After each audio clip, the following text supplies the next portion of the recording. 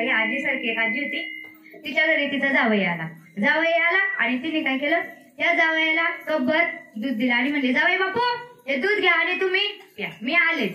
आणि ती आलेच म्हणली, कुठे गेली, घरात गेली.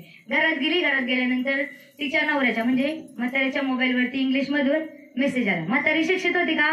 नाही, म्हातारीला वाचता येत नव्हतं. म्हातारीने काय केलं, तो मोबाईल घेतला आणि जावयाक दिला. तो मोबाईल कुणाक दिला?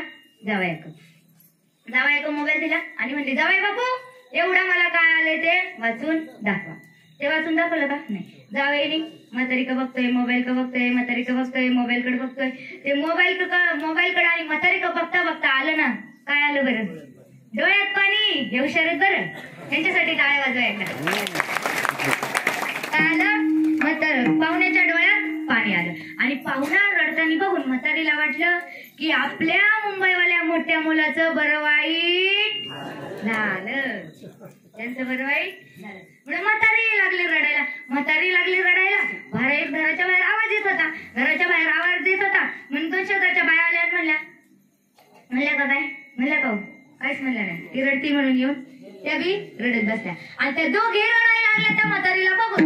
म्हणून त्यांच्या अख्ख्या गल्लीतल्या बाया रडायला लागल्या आणि अख्ख्या गल्लीतल्या बाया रडतात म्हणून अख्ख्या गावातल्या बाया काय लागल्या? रडायला लागल्या. आणि त्या रडायला लागल्या, त्या सगळ्या रडत होत्या. आणि नेमकंच काय झालं, त्याच दिवशी त्या म्हातारीचा मोठा मुलगा, कोणता मुंबईवाला मुलगा, गावात आला. काय झालं काकू, तुम्ही का रडताय? म्हणले, काही माहिती नाही रे, तुमच्या गल्लीत रडत्यात म्हणून आम्ही रडतोय. म्हणले, आमच्या गल्लीत का रडतात? बरं, मग तो जाऊन बघायला गेला. आणि मग तो गेला. आता गेल्यानंतर त्यांनी काय केलं, गल्लीतल्या का काकूला विचारलं, काकू तुम्ही रडताय का? म्हणजे काही माहिती नाही रे, तुमच्या घरा शेजारच्या 2 बाया रडतात ना म्हणून आम्ही रडतोय. म्हणलं, आमच्या घरा शेजारच्या 2 बाया? बरं, गेला त्यांना विचारलं, काय झालं काकू तुम्ही रडताय का? मग तो म्हणला, काही नाही रे, आम्हाला काही माहिती नाही काय झालंय, पण तुमच्या घरात रडतात ना म्हणून आम्ही रडतोय. म्हणलं, आमच्या घरात? ते म्हणले, हो तुमच्याच घरात. त्याला वाटलं ना आपल्या घरात रडते. म्हणले, आपली म्हातारी आई गेली. त्याला वाटलं आपली म्हातारी आई गेली, पण तसं झालं का? नाही. तो हळूच पावलांनी दरवाज्यात गेला आणि दरवाज्यात गेला आणि ज्या म्हातारी त्याला संशय होता ती म्हातारीच कुठं होती? दरवाज्यात कपाळाला हात लावून बसली होती. आणि आपल्या महिलांचं कसं आहे माहिती का त्यांचं कसं आहे? पाहुणे मंडळी जर ते एखाद्या प्रथाजवळ आले तर म्हातारे बाया आपल्या काय सुरू करतात? चांगला होता ना. कसं सुरू करतात?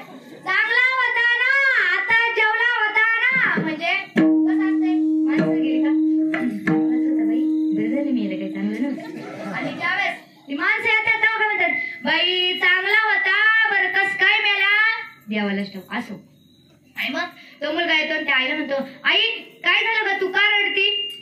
त्यावेळेस आई म्हणली, मला काही माहिती नाही रे, काही माहिती नाही, जावई बापू रडतात म्हणून मी रडते. आणि मग तो म्हणला, असं का बरं? जावई बापू कशी गेला? म्हणला, काय झालं हो दाजी, तुम्ही रडताय काय? त्यावेळेस तो डोळ्यापासून म्हणला, ते काय ना, मी लहानपणी शाळेत गेलो नाही आणि शाळेत गेलो नाही म्हणून मला वाचता येत नाही आणि मला वाचता येत नाही म्हणून मी रडलो. विठ्ठल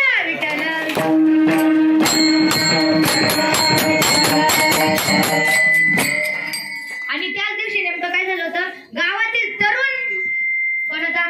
तरुण मुलांचा क्रिकेटच्या सामन्यामध्ये प्रथम क्रमांक आला होता. आणि तो आनंद साजरा करण्यासाठी त्यांनी काय केलं होतं, दुसऱ्या गावातून डीजे मागवला होता. आणि त्यांना काय वाटलं, आता अख्खं गाव रडतंय, गावात काहीतरी दुःख घटना झाली, त्यामुळे आपण डीजे आणणं काय योग्य आहे का? नाही. त्यांनी काय केलं, तो डीजे परत पाठवून दिला. आणि ज्या वेळेस त्या मुलांना कळतं की पाहुण्याच्या रडायचं मागचं कारण काय, पाहुणा रडला म्हणून कोण रडलं? म्हातारी रडली म्हणून 2 शेजारच्या रडल्या म्हणून गल्ली म्हणून गाव, आणि गाव रडलं म्हणून त्यांनी काय केलं त्यांनी पटपट बोला काय केलं, परत पाठवून दिला. आणि मग ज्यावेळेस त्यांना ते कळलं ते घरी आले, पाहुण्याला घेतला लांब गावच्या, जसं की आता हे मंदिर गावाच्या इकडे, तसंच लांब गावच्या बाहेरच्या शेतात नेलं, पत्त्यात घातला, दांडू घेतलं, आणला की काळा निळा होस्तवर. आता मला सांगा, जर याला शिक्षण असतं तर याला मार खावा लागला असता का? महिला मंडळ आपली पार्टी खायला लागला असता का? नाही. आणि बघा आता सुसंस्कार इथं कामाचे आहेत का? नाही. इथं काय कामाचं होतं? शिक्षण. म्हातारीला वाचता येत नव्हतं म्हणून म्हातारीने काय केला, तो मोबाईल कोणाका दिला? जावयाका. आणि जावयाला वाचता येत नव्हतं म्हणून जावयाने काय केलं, रडत बसला. त्याच्याजवळ सुसंस्कार असते ते खरं बोलला असं अगोदरच मला वाचता येत नाही. सुसंस्काराचं काही नाही हो, त्याला वाचताच नव्हतं तिथं सुसंस्कार काही कामाचे आहेत का? सुसंस्कार असते ते अगोदरच खरं बोललं असतं त्या म्हाताऱ्याला. आजी मला वाचताच येत ते खरं बोलायला त्या आजीने विचारलंच कुठं. आणि मग आता समजा एखाद्या गावाला जायचंय आपल्याला आणि त्या गावाला जाण्यासाठी आपल्याला त्या गावाचं नाव माहिती, पण ज्या एसटीने आपल्याला त्या गावाला जायचंय त्या एसटीची पाटी वाचण्यासाठी काय लागते? काय लागतं? शिक्षण. काय लागतं बघा, ऐका परत परत. पार्टी बदलू नका, आपली पार्टी दबाव आणू नका. काय लागतं? शिक्षण. जर ज्ञानेश्वरी पारायण करायचं असेल तरी सुद्धा काय लागतं? आणि महान संतांचे विचार वाचायचे असले तरी काय लागतं? आता तुम्ही म्हणसान वाचायचंय जाऊ द्या. आता आपल्याला सगळ्यात जास्त काय महत्वाचं आहे? याला काय म्हणतात? काय म्हणतात याला? काय म्हणतात? आम्ही कशासाठी आलोय? तर आता समजा एखाद्या दोन व्यक्तींना एकमेकांशी काय करायचंय? व्यवहार करायचाय. काय करायचंय? व्यवहार. आणि ते दोघंही मंडळी जर अशिक्षित असली तर त्यांचा व्यवहार चांगला होईल का नाही? हा का नाही? आपली पार्टी बोलत चला बरं. आपली पार्टी बदलू नका तुम्ही. काय होईल? त्यांचा व्यवहार चांगला होईल का नाही? त्यासाठी त्यांना काय लागेल? त्यांच्या दोघांमध्ये एक तिसरा माणूस आणावा लागेल. आणि जर तो तिसरा माणूस इमानदार असला तर ठीक, नाही तर या महाराजांसारखी आपल्याला टोपी. मी टोपी घालतच नाही. तुम्हाला दिसाली का टोपी? उगाच काय बोलायचं. पण घातली असते तर आता नाही ना. बरं असं. पाहुणे बघायला आलेत आणि पाहुण्यांनी किंवा आपण पाहुण्यांच्या घरी मुलगी बघायला गेलोय आणि आपल्याला नाव विचारलं तर आपण नाव काय सांगणार? माझं नाव काय? दगडोबा धोंडोबा फत्तर. नाव काय? दगडोबा धोंडोबा फत्तर. हे काय नाव झालं का? बरं असू द्या. तुमच्या मामाचं गाव कोणतं? दगडवाडी. मामाच्या गावाचं नाव काय असते? दगडवाडी असते का? बरं असू द्या, ठीक आहे. आणि बघायला काय गेलेत? मुलगी बघायला गेलेत. मुलगी बघायला गेल्यानंतर काय विचारतात तो आता पहिले विचारतात काय? मुली काय विचारतात? काय विचारतात? शिक्षण. कसं संस्कार विचारत बसतात? काय विचारतात? संस्कार बी विचारतात. सुसंस्कारापेक्षा आधी शिक्षण विचारतात. काय विचारतात? शिक्षण विचारतात. आणि शिक्षण नाही म्हणून मुलगी कोण देतं का? देतं का? नाही. शिक्षण नाही. सुसंस्कार नसल्यावर कोणी करतही नाही. सुसंस्कार राहू द्या हो, आजकाल सुसंस्कार नाही, शिक्षण. कारण की शिक्षणामुळे काय येतंय? हे कोणाला लागतं? तुम्हाला आवडतं का? तुम्हाला नाही आवडत तुम्हाला? तुमचं आणून द्या मला. तुम्हाला नसेल आवडत तर काय लागतं? शिक्षण जर झालं तर काय मिळतो? पैसा. आणि पैशामुळे काय होतं? काय होतं? सर्व्हिस लागते. काय होतं? बघा आमचे गुरुजी बरोबर बोलले. काय होतं? तर त्यासाठी काय लागतं? शिक्षण लागतं. आणि जर शिक्षण नसेल तर काय कोण नवरा करतो का? मुली नवरा करतात का? बरं नाही. अरे जाऊ द्या आता शिक्षणाचं. आणि जर दुसरं एक कारण म्हणजे कोणतं? डीजे पुढे नाचतात. आणि डीजे पुढे कोण नाचतात? कोण नाचतात? कोण नाचतात? शिक्षणवाले नाचत नाही. UPSC MPSC झालेले विद्यार्थी नाचत नाही. आपली पार्टी चेंज केली. तुम्ही नाही आमच्या पार्टीत. तुम्ही पार्टी चेंज केली बरोबर का नाही? आपली पार्टी नाही बरं. आम्ही आपल्या पार्टीत. काय काय करतात तिथं? UPSC MPSC वाले नसतात का? नाही. तर तिथं नसतात कोण? यांच्यासारखे अर्ध्या हळकुंड आणि पिवळी झालेली. तुम्हाला नाही म्हणत बरं. ह्यांच्यासारखे म्हणले मी. तुम्हाला म्हणले का? नाही. तुम्ही मनाला लागून घेऊ नका. तर कोण नसतात? अर्ध्या हळकुंड आणि पिवळी झाल्या. नाचतात तर नसतात. अशी नसतात की पिवळीच नसते. रिकामी नसतात का? आणि त्याला गावठी चालते. नाचतानी काही इंग्लिश लागते का? कोणती घेतात? नाचतानी गावठी घेतात. आणि नाचतात आणि असे नसतात ते डीजेवालाच पळून जाते. डीजेवाला पळून जाते. असं आपला विषय का होता? तर मुलगी का नाही देत? तर शिक्षण नाही म्हणून. आणि ह्या काय म्हणल्या? सुसंस्कार नाहीत म्हणून मुलगी देत नाही. पण आता सध्या काळाला गरज कशाची आहे? तर ती कशाची? पार्टी बदलली. आपल्या पार्टी बदलायची नाही बरं. काळाला गरज कशाची? शिक्षणाची. विठ्ठला विठ्ठला.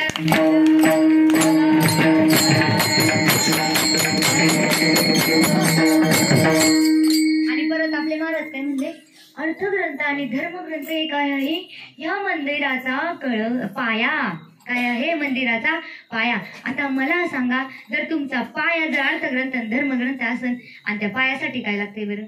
धर्मग्रंथ आणि अर्थग्रंथ काय देवीसारखे काय मंदिरात पूजून ठेवायचेत का? सांगा बरं. ठेवायचेत का? सांगा बरं पटकन. नाही ना.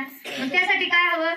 शिक्षण. महाराज काय म्हणले, एक वेळ शिक्षण नसलं तरी चालेल, पण काय पाहिजे, सुसंस्कार. आता मला सांगा, हे महाराजच काय म्हणले, धर्मग्रंथ अर्थग्रंथ काय त्याचा पाया आणि त्याचा कळस कोण आहे, तर सुसंस्कार. आता मला सांगा, जर त्याचा पायाच भक्कम नसेल तर सुसंस्काराचं काय करता बरं, काय करता सांगा.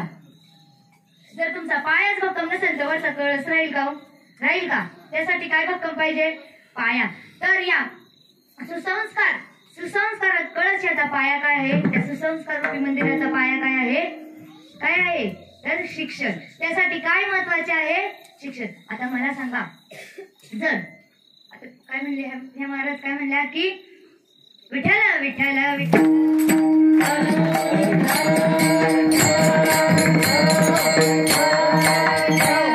महाराजांनी काय सांगितलं, सुसंस्कार कोण आहे, कळस. आणि जर कळस नसला तर मंदिराला एक वेळ चालतं की नाही. हा, आणि जर मंदिराला पायाच नसेल तर मंदिर काय तुमचं असं हवेत लटकणार आहे का, या घंटेसारखं. ती घंटी तरी लटकली का हवेत, तिला काय असं तरी आहे का नाही. तसं काय लागतंय, त्याचा पाया भक्कम लागतंय आणि त्याचा पाया काय आहे, तो आहे शिक्षण.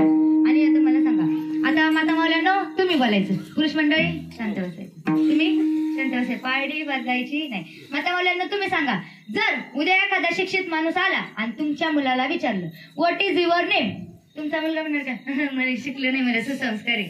सुसंस्कार कामाचे आहेत का, तिथं कामाचे आहेत का, नाही. मग तिथं काय कामाचं आहे, तिथं. आणि जर एखादा आला आणि म्हणला व्हॉट इज युअर नेम, तर तिथं मी जर असेल तर मी काय म्हणणार, माय नेम इज कार्तिकी चंद्रकांत गायकवाड. जसं की ज्या ठिकाणी तुमचा नातू असेल त्याचं जे नाव असेल त्याला तिथं सांगता आलं पाहिजे. त्यासाठी काय भक्कम पाहिजे, नो काय पाहिजे, शिक्षण. त्यासाठी आता आपल्या या परमार्थ रूपी मंदिराचा पाया सुद्धा कोण आहे, कोण आहे, शिक्षण. तो कसा पाहिजे, भक्कम. हेच आपल्याला सांगायचं आहे. आणि आता या महाराजांनी पटवून द्यायचं, काय करायचं, पुन्हा पटवून द्यायचं की सुसंस्कारच कसे श्रेष्ठ. विठ्ठल विठ्ठल